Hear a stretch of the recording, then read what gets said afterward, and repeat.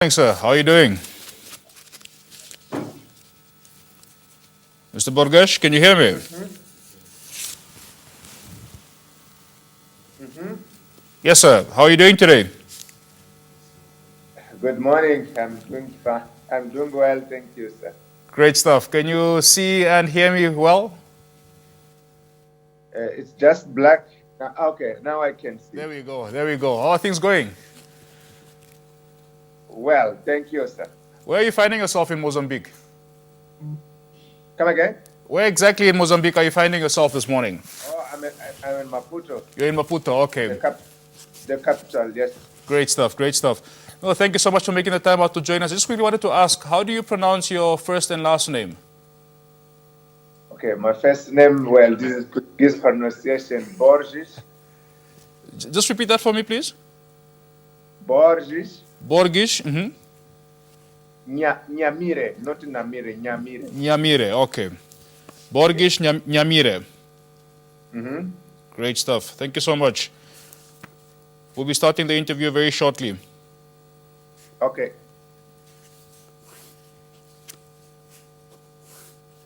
Borges Nhamirre.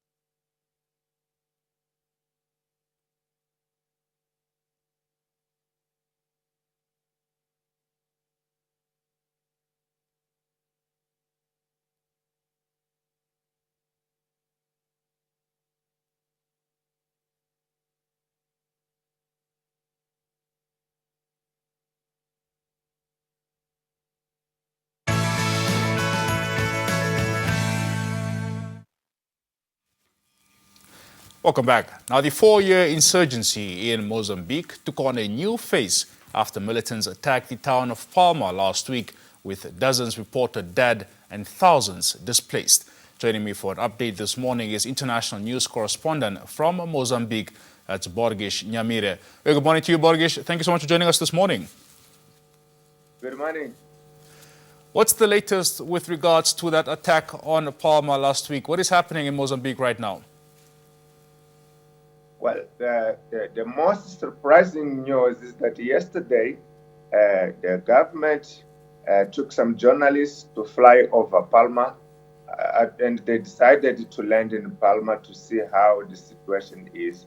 And actually, the journalists were ambushed by the insurgents. So that is the news now, meaning that almost a week before the first attack, the insurgents are still in the town. And that shows how they are powerful. But this is not easy to attack and you prepare a town and stay there for for almost a week. It means that you have enough ammunition to fight for almost a week in a big town like Palma, big and important town like Palma. So that is the most recent information, yeah. Interesting what you just mentioned, because I believe on Monday, according to defense spokesperson Colonel Omar Saranga, the military was in control of the situation. What happened? Well, that was the information, and I think the government believed that, in fact, it was in the control of the situation. That's why they decided to take journalists to Palma to see the situation, just to prove people that, okay, we have retaken the town is under control now. Then when they landed in Palma, they've just been ambushed, and journalists had to, well, to run away to save their life. So this is the situation. Meanwhile, in the other side, we have thousands of people still fleeing Palma. Palma is the far north district in Mozambique. Just to have an idea, it's located 2,080 kilometers away from Maputo, and the connection by road to the other point of the province have been cut off precisely by insurgents. So there are still thousands of people trying to flee from Palma, seeking for refuge in a safer place, like in the capital city, Pemba. So this situation now is completely out of control of the government. No one can say who is controlling the town now. So the best way to describe the situation is to say that the fight still continues there. Yeah. What do you know about these journalists? Are all of the journalists safe at present, or have you heard any otherwise news? Well, the journalists, they made their way to leave Palma quickly, so that's why they could send some of the reports to Maputo. This is a team of journalists basically from Maputo, including some international news agencies from Portugal. So the journalists are safe, but there is no guarantee that the town of Palma has been retaken by the government forces. Now, Borges, we know that Palma is the hub of Mozambique's liquefied natural gas project, which is assessed to bring in billions in revenue. Do you think that efforts against this four-year insurgency will be intensified after this attack on this town? Yes, I think for the first time, the world is being well informed about what is happening in the capital garden. Because for the first time, international assets, for the first time, experts have been targeted for this attack. This is not the biggest attack in numbers of people who have been killed. This is not the biggest attack in terms of the proportion of the destruction, yes, but this is the most important attack because for the first time, experts have been targeted. So far, it's confirmed that some South African, British, Portuguese people have been directly targeted in this attack, and there are still more missing. So this is this attack could be a game changer in how the international community and most important the region, the SADC region, will look to this attack on how this is a threat not only to Mozambique but to the region. So in this context, I believe that the region can make more press over, increase the pressure of the Mozambique government to accept the assistance. Because so far, what is happening is that Mozambique is not taking the aid from the region. That's what we have been hearing, that South Africa, which is the regional power, has been offering to assist Mozambique, but Mozambique is reluctant to accept the assistance. So I think with this attack, with several of the experts still missing, government of Mozambique will be under pressure to accept the assistance, and it might be the turning point in terms of how Mozambique and how the region is fighting this insurgency. And while this is a good thing, while there's more attention being paid right now, one can express concern with regards to the boldness of these militants. In the past, it was always attack on small villages within the Cabo Delgado province, etc. But now they've, grown, for lack of a better word, the balls to attack a town, such an industrial place such as this. Just how complicated has this fight become now? Well, this is a very complex situation. First of all, that we must admit is that we don't know how powerful this group is. We use it to underestimate them. So that's what the government has done. And I believe, including media and other analysts, they use it to underestimate this group. Well, let's say that this group, when it started, in fact, was starting a small village, a remote village, in a way of just hit and run. Yes. But when in 2019, July 2019, they pledged allegiance to Islamic State, which is an international terrorist group. So they have shifted the way they carried out attacks. They became more powerful, and they had a better weapon, and then they started to target town, a capital of district. So destroying the police station, a bank, and other infrastructure. And they got now a kind of a regular army. So, for example, just to talk about the two recent attacks in Musimba the prior and this last one in Palma, this group is believed that have an army of approximately 500 people attacking the town. So that is huge. And those people have enough ammunition to sustain an attack for a week, as we can see now. Yeah. And they have intelligence to understand where are the military located, where are the security people located. So this is not is no longer a local group. Yeah. There are people insisting that they cannot see a direct link between this local group known as Al-Shabaab and the Islamic State. But actually, if we look into the weapons that they are using, if we look to the fighters they have got, some of them are foreigners. Some of foreigners have been killed here, including Somalis, Tanzanian, Congolese, Ugandan, and there are reports that there have been seen some white fights. So this is, first of all, we must understand that we don't know this group, and this is how the terrorists act. This is their power. Okay, you never know how they operate, who they are allocated. They are everywhere.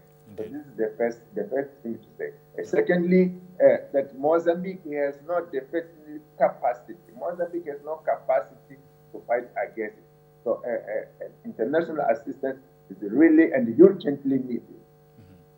Just on that point, Borges, you of course also alluded to, South Africa could become a possible victim should they intervene. What would you say is the possibility of the SADC region now, as we know it, for intervening in this matter here? Yes, of course, SADC is necessary to intervene. But when I say South Africa, we understand the context of our sub-region, our southern Africa. We have no such rich country when it comes, for example, Malawi, Tanzania, Malawi, Zimbabwe, for example, Swaziland, which are the countries neighboring Mozambique. Well, we're talking about the poor countries that have no power, enough military power. So when I emphasize South Africa, I mean this is the regional power which enough capacity to assist Mozambique. And second point which I wanted to highlight, when I talk about the regional intervention, I'm not talking about boots on the ground, because that could be difficult, if the foreign source comes to Mozambique, that can raise other problems. For example, those countries sending soldiers to Mozambique can be easily targeted by Islamic State, because they are present everywhere. We cannot fool ourselves, pretend saying that they are only in Mozambique. No, they arrive in Mozambique by land, so it means they are crossing different countries in the region until they reach Mozambique. By the same way that we can see legal immigration, working in the region, entering Mozambique to South Africa. So the same roads of illegal immigration are the same roads that terrorists use. So when I talk about international assistance, I would like to emphasize it.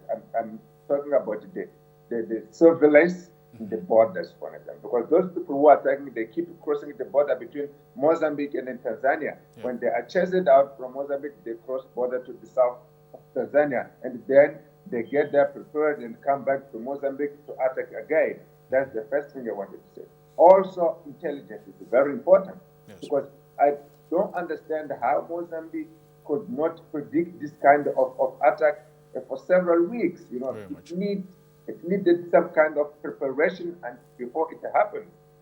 So how could not Mozambique understand it? So assistance in intelligence is also necessary. Also, assistance in equipment, in logistics. Because, for example, Mozambique, in the last attack in Musimba the prior, August last year, Mozambique army simply did run out of ammunition. So that's why, and that's how Mozambique lost the battle in Musimba the prior.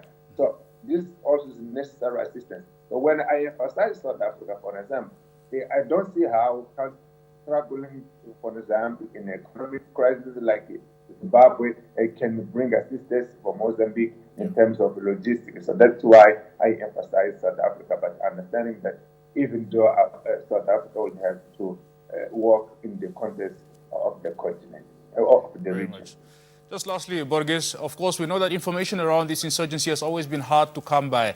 And lately we've seen, the Mozambican government take on a transparent approach, even updating the media through media briefings. With this new approach, how crucial do you think transparency will be in this fight against these insurgents? Sorry, I think I did not get your question. I'm sorry, if you don't mind.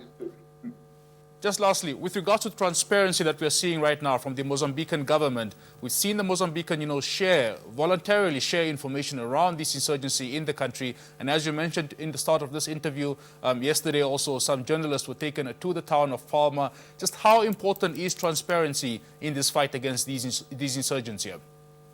Oh, well, that's very important because for a long time, this is the fourth year of insurgency in the capital guard. And in fact, government used it to hide information. In the beginning, the government actually did not allow journalists to report about it. So some journalists have been chased out from Palma, and so far we have some journalists who have been arrested and others have been just missing, okay?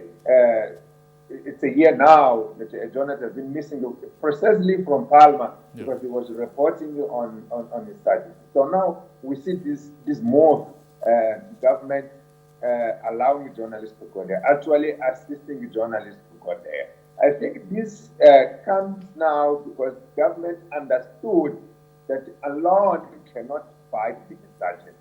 So need to expose the problem so that it can get international assistance. Also, I need to say that now Mozambique is getting assistance from the United States in training military to fight insurgents. A special force unit from the United States has been sent to Mozambique to train military. Also, Portugal, under agreement of the European Union, is going to send 60 soldiers next month, April next month. Just tomorrow, we start the month to assist Mozambique. So now Mozambique has a need to expose this kind of what's going on in the capital garden. So this is a forced prosperity, even though it's important to put it out. Very much. Borges, thank you so much for joining us this morning. We'll continue to engage you as things unravel there. Do keep well, keep safe here. Thank you. There you have it, Borges Nhamirre. He is an international news correspondent joining us from Maputo, Mozambique, on the insurgency happening in the country with the ISIS-affiliated militants known as Al-Sunna wa Jama. They last week attacked the town of Palma, of course, killing dozens and displacing thousands of people. We continue right here on Good Morning Namibia.